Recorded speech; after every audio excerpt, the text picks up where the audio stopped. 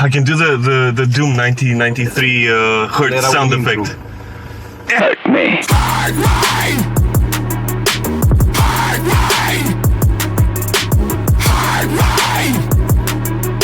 I'm sick of this game and bury the shame. What a fucking hard rain. And speaking of getting hurt, welcome to June Talks Back. It's been a while. It's been a year actually since we released Hurt Me into the world. Yup. Which was our first single and our first music video, and I'm tangled in this shit. We filmed it in March and we released it in April, right? If I remember correctly. Yeah, I think so. And that was the first time I dyed my hair green. And I stuck with it ever since. Fancy. You went through your industrial bass player phase and where you're still in it, right? I was mostly thinking of it like me being like a beginner. It's like I'm green. Ah, nice. Rach came up with the idea of the concept of the video, right? Yep. Because it was a kintsugi. Yes, because like we needed to do something that was not necessarily super elaborate because it was our first video, and we wanted to do a simple concept, like execute it as well as we can. And we also have a behind the scenes video out. Yeah, check that out. Yeah. And people crossing in the middle of the street. Jeez. Okay. Cats and dogs living together. It's pandemonium. And yeah, so she came up with the concept, and it was a pretty simple concept with the two sides of our sound, right? It's the black background, RGB lighting, heavy, aggressive side, and the lighter, more vulnerable kintsugi side. Yeah, and if you look closely to the music video, you can see that usually it lines up with the sound. So when it's aggressive, you get that visual, the harsh black dark environment video, the image, and when it's clean vocals and such, you get the full makeup kintsugi. Let's call it the high fashion looking, but towards the end, I mean, I think you know this, but towards the end they blend together. Yeah, they blend together because just as our sound, tends to blend together. I think Hurt Me is the type of song where you can get away with that because it's very sort of delineated, right? It has the heavy parts are heavy parts, the clean parts are clean parts. And at the end we sort of bring them together a little bit. So it was a perfect match with the concept of the video as well. Honk. When did we write that song? It was Did we write it before you came on board, or it was after? It was after when we redid our sound. We redid our sound. Right. And it's a very simple song. Like it started from a simple bendy riff. Like it's just wow. We added some bananas on it. Banana. We tend to do this. I don't know if you've noticed, but we tend to do this whenever we sort of start an era of the band. I mean, we're still a pretty young band, but we had like 5 years until. It's fine. But when we start an era of the band, like a new sound, basically, we write these sort of mission statement songs. These songs that sort of encapsulate all the tiny little elements in various percentages, basically, of the era, of the sound. Hurt Me is very much that type of song that has kind of all the little elements. Like a Kickstarter for the other songs that came after it. Smorgasbord, if you will. I like that word, smorgasbord. Word of the day. With Dan from June Turns Black. It has clean singing, it has, a lot of melody, but it has the aggression, it has like the industrial elements, it has that bridge, which actually that sort of electronic bridge, Okay. that wasn't the way it was supposed to be. Like if you remember it from the demos, you know, we had a wholly different bridge there. Yeah, I know you made some changes to it before release. Changes. I mean, like literally when we were filming the video, he was coming and saying, "Hey, check this out! Look what I did!" Yeah, shit, you did yes. So basically, what happened was that we filmed during the night. Bless you. Bless you. We went to film in the evening, right? Okay, I guess. Right? Because I remember Michna, who's back there, by the way, Michna, our DOP and our photographer, and just the sweetest guy. The day before the video shoot, we went to a show in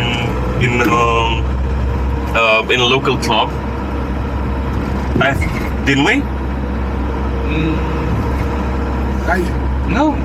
Okay, so side note, this happens all the time. Whenever he's trying to recall something, he's like, "Was I in Brasov? Was I in Sibiu?